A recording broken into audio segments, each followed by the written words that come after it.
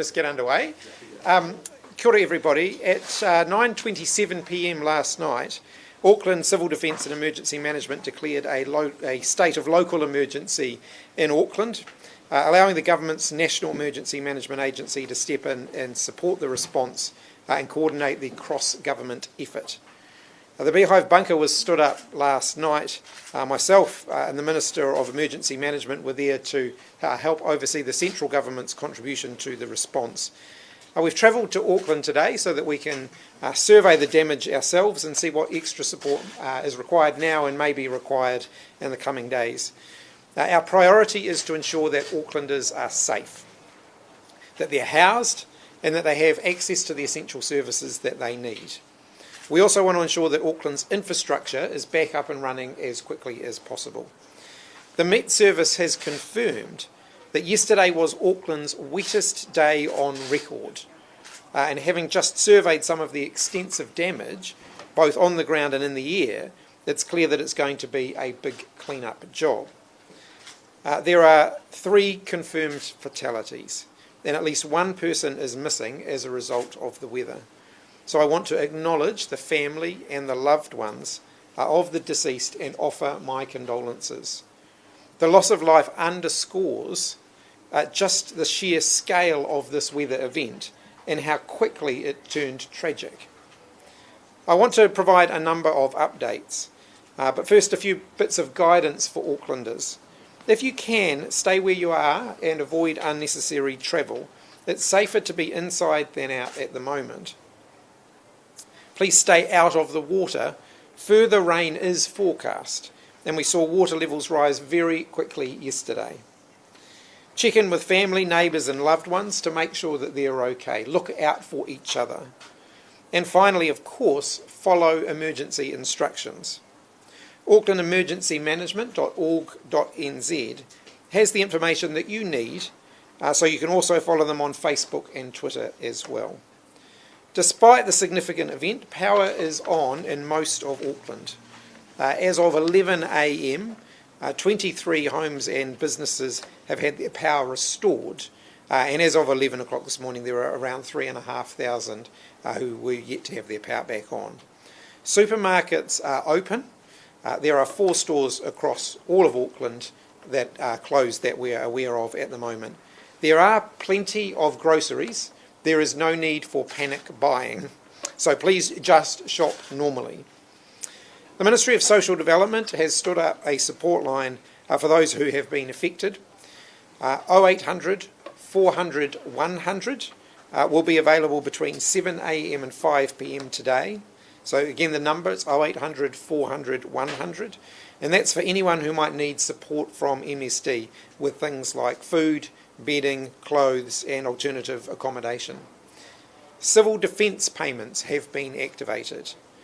The Civil Defence Centre has been, or 3 Civil Defence Centres have been stood up for those who need to evacuate and can't stay with friends and family.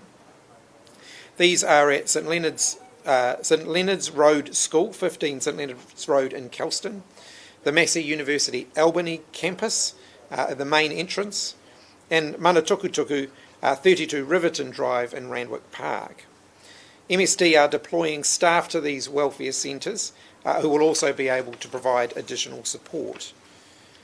Kaingaora received 103 calls to their contact centre overnight, approximately half of those indicating that they may need some temporary accommodation. An assessment of public and community housing is underway today to assess the levels of damage there. Auckland Transport has posted extensive updates on the state of the transport network. As I said, the level of devastation in some areas is considerable. The government's allocating funding to help establish the Mayoral Relief Fund.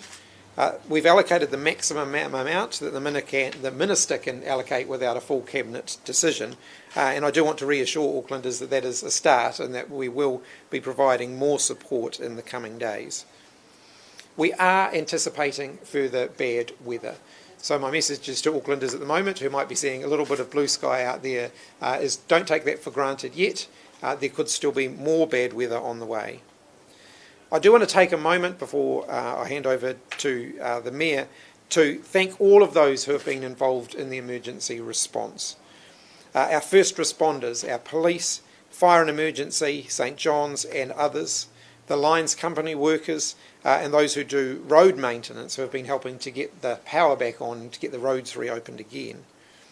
I want to involve all those others who have been involved in the emergency response, health workers, supermarket workers, many of whom have been out helping others whilst also facing disruption at home as well. We want to acknowledge them and thank them.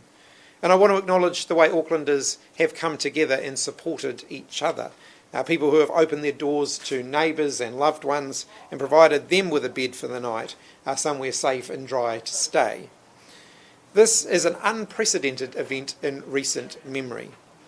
In the aftermath, we will have plenty of time to evaluate the response and ensure that all appropriate actions and communications have occurred in a timely way. But for now, our focus is on making sure that we support Aucklanders through this. We remain completely focused on the safety and well-being of Aucklanders and making sure that we are providing the full resources of central and local government to get Auckland back up and running as soon as possible. I'll now hand over to the Mayor to say a few words. Thank you, Prime Minister. I'm Wayne Brown, the Mayor, and last night was a tough night for all of the city, its citizens and its leadership. I'd really like to thank and really acknowledge just about everything you said, to be honest, but all of those who were out there from early yesterday afternoon right through the night. The civil defence workers, police, fire and emergency, St John's, and all those other people that were out there and have been out there ever since. I'd also like to share my concerns and worries for the families that were deeply affected, particularly the very sad case of people who've lost their lives. That's something we should all bitterly regret, and it does show the intensity of this, which was the largest rainfall event we've had. It took a lot of concentration, it happened quickly, and the response was way quicker than people acknowledge. There were thousands of people out there well before 9:27 when we did actually announce the declaration, which the lead fire and emergency gentleman has just confirmed was at the right time for what they wanted. It wasn't preventing them being out there. Everybody was out there way before and lasted all night long. There's a lot of us have got droopy eyes today from that, and it's nice to see that the sun has come out, but as the Prime Minister said, it's not going to stay out. You can't guarantee that. Today, earlier this morning, I got all the leaders of the council together so that we can coordinate the large number of staff that we've got out there as well, including building inspectors, people visiting and giving guidance, and to ensure that we get the most effective response from the resources that we've got available. I've visited the Emergency Management Centre, and I'd like to thank the people in there who are working hard and coordinating what is a complex. This happened in the night, and it's very complex for those people to fully understand what's happened. For some people, it was a very focused, dreadful, sudden storm, and for other people, it was a night of rain.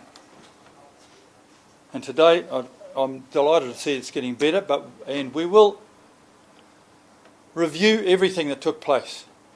We've got to make sure that we had the coordination and the consultation with the public correct, the messages correct, and there is a lot of messages to be learnt about how we build and look after our environment. Some of those houses, when you think about it, actually shouldn't have been where they are. There are some lessons. We will take our time to do that, but make absolutely sure we will review everything we've learnt from the storm, and we are going to learn lessons. I'm looking forward to working with the Minister, both Ministers, and all Ministers actually, and we've agreed we're going to work together because the lessons that we will learn here will have a place in other parts of New Zealand as well. And so that's worked out to be excellent as well. So I'd like to thank you for coming up here promptly. It wasn't easy for you to get here actually, but well done. So thank you, ladies and gentlemen. Thank you. Well, I'm happy to open up for questions now. Prime Minister, was the state of emergency called too late? Look, I'm not going to get into second-guessing those decisions. We're providing all of the support that we possibly can now. Plenty of time to look back later, and the Mayor and I have both had conversations about the fact that we will. But for now, the focus has got to be on supporting Auckland through, making sure that we're responding and that we're recovering. But people did not feel well informed last night. There was a communications void. How concerned are you about that? Look, we've been working to make sure that we're providing, clear communications. Central government's doing its bit to support that communications effort. As I've said, I want to focus on getting Auckland through the next, the next period, and I'm sure that's where the council's focus will be as well. Just a question for the Mayor. Why the relative lack of communication from your office until later in the evening? Well, first of all, we were communicating all afternoon with the emergency services and understanding what it is that they want. There was a widespread misinterpretation, the fact that you had to declare this to make something happen. I'd just like, can you comment, did that arrive at the right time for you? Ron Devlin, Foreign Emergency Region Manager. Ron Devlin, Region Manager, Foreign Emergency. Look, senior police and fire officers started to assess the risks and needs around about 4 o'clock in the afternoon, 1600 hours. And we continue to do that right through the process as the weather event was unfolding. We're all very experienced in this area, we've dealt with it many times, and we were judging what was coming through from the data and the intel that we were getting. When we considered around 6 o'clock, should we ask for this? We did not, because we didn't feel at that time it was needed. Right? When we did ask for it later in the evening, we had the declaration within minutes of requesting it. Why did you Why did you not think it was necessary at 6 o'clock yesterday evening? At that point, highways were flooded, people had been evacuated from their house, and I think someone had already died at that point. I would take, I'm not sure you're correct in all of your details there, to be quite honest with you. But however, I say again, right, we are experienced in looking at this. We keep on top of it all the way through. We look at the data, right, and the intel that's been fed into our operation centres, and we make those decisions. And one of the major things when you're managing this type of risk and managing very large communities like this is to ensure that you don't get in the way of that community actually doing what it's supposed to do. What do you say though to the, I mean, I'm sure all of us here, we've spoken to hundreds of Aucklanders today. I know I've spoken to dozens on my own, and every one of them has mentioned the poor communication from the council, whether it be the Mayor's office or CDEM. What do you say to those people? Because it's not us who are saying there's a communication breakdown, it is the public, and hundreds of them. And it's a question of political leadership as well as signing a declaration. So from the point of view of the question you asked me around communications, we had a number of communication platforms live, and that would be fed out through the Emergency Management Office, who were acquitting themselves well as far as we could see. From a point of view of police and fire, we were on the end of making sure that we were resourcing and getting assets on the ground to continue to assess the situation and to make sure that we had that situational awareness that was important to make the decisions that the community needed to make. Out of my jurisdiction, I'm afraid. So my name's Andrew Clark, I'm the controller for emergency management. So to enable that texting system to be as effective as it can be, you need concrete and accurate messages that are relevant at the time for people to hear.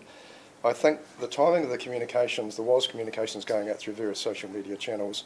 The event was beyond anything we've ever seen. Our focus was on physical safety of individuals. We were airlifting people off roofs with helicopters. We were retrieving people who were in their vehicles, potentially getting submerged. So that was the absolute priority. And the second thing that we needed to do was have shelter for vulnerable people who were displaced. So normally you can do that in parallel and send out timely messaging. But we had a profound problem. We had a crisis within a crisis. So the evacuation centres, or CDCs as they're known, we have a portfolio of them so that we can use any of those depending on where an emergency takes place. A lot of those were taken out by this event. They were actually unfit to move people into. So we're in a situation sort of late evening where we had to go and find places to house people, and we had to go and deploy people in the middle of a flood event, potentially at risk of them, so we had to assess whether that was viable or not and stand up places we'd never used before. So the CDCs that we're using now aren't ones that we normally use. So that had to be our priority. We messaged as well as we could, but we don't make any apologies for focusing on those two things. And would it help to have some of the central government resource defence, you know, with vehicles that can get through the floodwaters? When we saw yesterday ambulances having to wait at the end of roads while people on airbeds were pulled down flooded roads. So look, all I can say to that is in the midst of this yesterday about 9 o'clock, we asked the Met Service, when is this going to stop, so that we can get more aggressive on doing what you're saying, getting out there with emergency vehicles. And the answer was it's not going to stop till midnight. So the next question was, how intense is it going to be? And the answer was it's going to be pretty much as intense as this. It's going to go south to the Hanuas. So as I say, we were dealing with something that was still happening. We had difficulties, I think in the northern, the western CDC, the Red Cross were reluctant to go out until it was safe. We had them stood up, and we had to be, confident that we could set those up in a timely manner.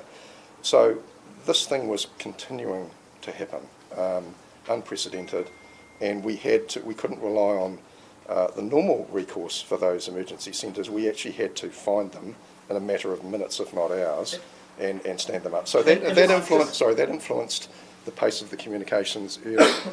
We certainly got feedback that there was anxiety out there. So what we did, and I'm thinking back to midnight, post-midnight, I think if you go back, you'll check that the communications increased significantly as we stood those CD centres up, as we lifted the people who are at risk of drowning or falling off their roof. So we were in a position to then start communicating what we knew. To the FENS manager's point, we were gathering information under very, very difficult circumstances. So, there's only so much you can communicate unless you have the facts at your disposal. You can tell people concrete information. Just a question for the Mayor, because these are your constituents after all, and it's them voicing their concerns about the lack of communication from the council that you lead, and in some cases your office. So what's your message to them, not us, to the people out there who have expressed frustration? Well, I was at my desk from 4 o'clock right through the whole thing to the early hours of the morning, and I'm receiving information from a complex range of people who are out on the ground in a storm in the dark at the night. And they were open and honest that they were in themselves struggling to fully understand what was happening. It was an event which Auckland hasn't had before, and so I followed the advice of the professionals and kept to it all the time. I ensured that all of our staff were deployed in the most successful and most efficient manner. We ensured that we brought all of our resources to it, but I followed the leadership of the professionals. The particular legal situation that affects the Mayor is the only person who can actually sign a declaration of a state of local emergency, and so that is a formal situation.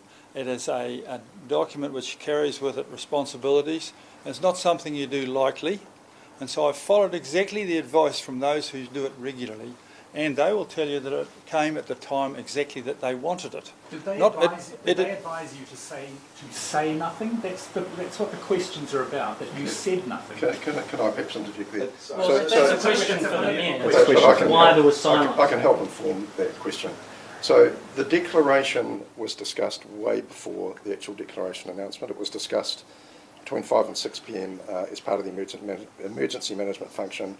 We saw the weather event was emerging. We thought, if this is needed, what will be the trigger point for this? And the trigger point is emergency services out in the field telling us that they either have a resourcing or a powers issue. They need more powers. They indicated that they were quite comfortable as to where they were at pretty early before the downpour really took hold. As that unfolded and they got more intel, it became rapidly apparent that in this particular instance, the powers that they needed were police powers to be able to evacuate people from their homes who were perhaps reluctant to leave their homes, but there was a life and health and safety situation, coupled with people who wanted to go back to their homes and it was unsafe. So that was the trigger for the declaration. I think the point was made earlier, this response kicked off between 4 and 5 o'clock. We assembled the whole emergency management function, including our colleagues in the fire and ambulance and everybody else, police, and we were full on into this. So the declaration wasn't the trigger point for responding to this. It was a particular formal process to allow peace to have some extra powers to do a particular thing that they needed to do at that point in time. Prime Minister, about the communications, please. Yes. Prime Minister, were you frustrated by the lack of communication? I mean, at one point you had the Transport Agency clock off for the night and no longer tell Aucklanders what roads were closed. Look, I accept that people who will have questions, they'll have observations, and in the fullness of time there'll be an appropriate time to go through those things. At the moment, I want the people to my right focused on the response. They're still in the middle of the response, and I think we need to give them the space to be able to do that. Undoubtedly, when this is reviewed, there will be lessons to be learned from the experience. But for now, while I acknowledge that people will have things that they want to say and they will have questions about what's happened in the last 24 hours, I think the most important thing is supporting Auckland through the next 24 hours and beyond. And then we will have an opportunity, and we will do it as soon as we can, to go back and look at how things could be done differently. But do you have a message to Aucklanders who last night felt abandoned by their city and their government? Well, they weren't. They certainly weren't. They felt that way. Well, but they were not. What we were doing was ensuring that they were not actually abandoned. We were ensuring that there was thousands of people out there, and that's what I was doing. But he wasn't here. I was making sure that that took place. Mr. Brown, the people who are also here, of course, were your councillors in their wards out and about. We've spoken to one of them, Jo Bartley, who says she does not believe the response from your office, from the council, was adequate. She was on the ground. She was seeing what was happening. People were telling her, where are the comms? So what do you say to her concerns? Shane Henderson, who's the councillor of this, was the first person to be on site in the street that we were at before, actually. And he immediately rang me, and so that we had, and that was useful communication.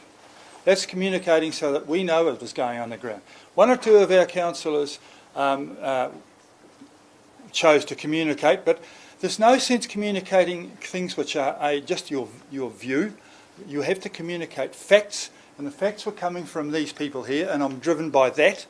And in fact, the first feedback we got from that there was a problem in South Auckland was in fact customers of a business that I own, way before some of the councillors started tossing their what we need to do was be calm, sensible, let the people in charge take charge and support them, and ensure that we had the resources of people out there. And people misunderstood some of the stuff that came from some of those people who wanted to communicate stuff that they didn't know. Let people think that the declaration was needed for work to be done, and it wasn't at all. It was just a small part of the whole thing. You've got to understand that. Just said that the message needed to be calm, it needed to be clear, it needed to be listened to the experts, right? And it needed to be expert-driven. But why wasn't that message, the spiel you've just given to the public yesterday? From the mayor, be calm, listen to the experts. People did not feel they had that from you. Well, that was because they must be listening to others. We gave that message out, and perhaps we'll learn that we have to give that out better next time. But the other part about it is that we have perhaps too many spokespersons for the council. In other councils, I would give those things. The mayor should be. But if everyone else wants to compete with it, that in itself is confusing. If I can be drowned out by other people, then they're not going to hear what I'm saying. And I said repeatedly that I have full confidence in these gentlemen and their training and their resources. We're at no stage were we short of resources out there. The actual decision that came from the thing was when they suddenly found they were overwhelmed. And at that stage they said, sign this thing, and we signed it within 2 minutes. Prime Minister, can we have the Prime Minister, please?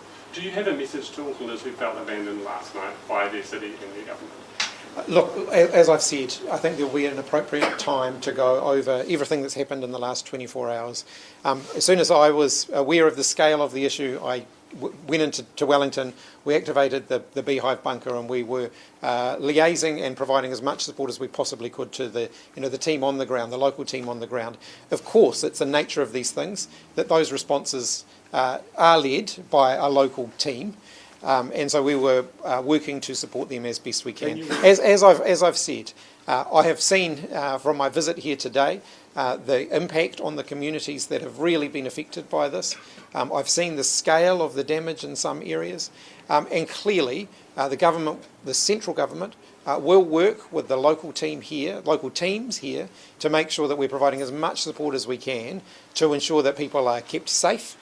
To ensure that if there is more bad weather in the next little while, that we are doing everything we can to support people through that, and that we help with the recovery. Can you reassure them with more rain on the way that what happened last night will not happen again in terms of communications? Again, the communications are being led locally. The central government will do all we can to support that. So, Prime Minister, do you have confidence in the people to your right? Can I just reference the Prime Minister's comment? So after we got through immediacy of yesterday's rescue operation effectively and shelter, we upped the pace of the communications. That's improved further today.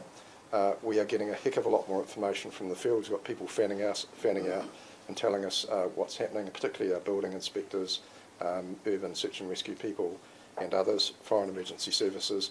So we are sending out pretty comprehensive information as we have as we get the group together and go through all of the different facets of this. But on an ongoing basis, we've upped the pace of whatever comes to hand. Do you think there was a communications failure I last night? I think the communications at the start were a little bit slower, but they were slower for the reasons that I've outlined. We had to grapple with what was in front of us, and we had to prioritise health and safety and shelter over being able to send out communications initially as quickly as we could. By that I mean by about midnight, once we'd had these CDCs stood up, we started to up the pace of the communications, again, partially because we had more to tell Aucklanders around where to go and what was happening. Remembering the event unfolded till about 12, we had foreign emergency services out there who only really got a full appreciation of the extent of what they were grappling with around the time that the declaration was issued. Full-on response before that, but the formal declaration to give them the additional responsibilities that they needed. So I'm perfectly happy to accept that the communications was a bit slow initially. We did send social media messages out. It's not like there wasn't communications, but they intensified as we got into this and we got more information and had more to share. And today we're seeing a further ramp up. Prime Minister, do you have confidence in the leadership at Auckland Council? Look, that's not a question for me. The local response is led locally, and the central government will provide as much support as we're asked for and as much support as we can. So this migrant workers can't get wind support. What are you going to do about that? Look, I'm happy to look at that. Prime Minister, were you at the bunker waiting for the call from Auckland Council last night? When did you first hear from them, and were you just waiting to help? Actually, in the first instance, the communications between the Auckland Council and central government were handled by the Minister for Emergency Management. I was available as soon as it became apparent that I needed to be available, and we were working to make sure that we were doing everything we could to help particularly streamline those communications. Do you think it's a shame the central government didn't become involved earlier? Send the Defence Force in to help evacuate people. And instead it had to be done by communities, in jandals walking down in flood waters. To be clear, these responses by their nature will always be led locally, bearing in mind that some of the members of the local team were unable to interact with each other in person because they themselves were impeded, their movement was very difficult. So, look, I think it's important that we give the people who are leading this response the chance to deal with the issues that are immediately in front of them, and there will be plenty of opportunity to look back on how things could be improved. I'm going to have to catch a plane. I'm not wanting to avoid this, but I'm going to have to catch a plane. How much will this cost to I don't have an estimate. How many on houses have been damaged? I don't have an estimate on that. Are you taking papers to Cabinet in relation to this, or you need to take more money to Cabinet? Are you pausing your reshuffle, which is scheduled for this week, and the policy work? Look, haven't even had a chance to think about How that. much have you put in the fund? Can we Sorry? ask a How much have question you to put in the Minister? fund? There's $100,000 which the Minister for Emergency Management can authorise, so that has been authorised. I want to be clear though, that's seed funding. That is, the more funding will be available. Can we ask a question to Minister Wood? Why did Waka Kotahi last night stop communicating to the public? You even went on social media and said that you urgently asked them to log back on. Have you asked why they stopped communicating? Yes, that's right. The Waka Kotahi social media feed finished its initial round of communications around about 7:30, 7:40 last night. I became aware of that shortly thereafter, and it was my view that it was important they continued to communicate with people important information about the transport system. I raised that with them immediately, and later in the evening they recommenced communication. I think that was important. I've said to them that I want to fully understand why that was. We'll work through that over the coming week. The key thing in the meantime was that they got that communication out there, and they've continued informing Aucklanders and people in the Coromandel and Northland about the transport issues. And I do want to thank the teams at Waka Kotahi and all the contractors who have been working all night and all morning to try and restore those important connections. You were on the ground last night. When did it become clear to you that this was an unprecedented emergency? Well, I was in my community of Mount Roskill last night, and as the evening wore on, it became clear this was a very serious event.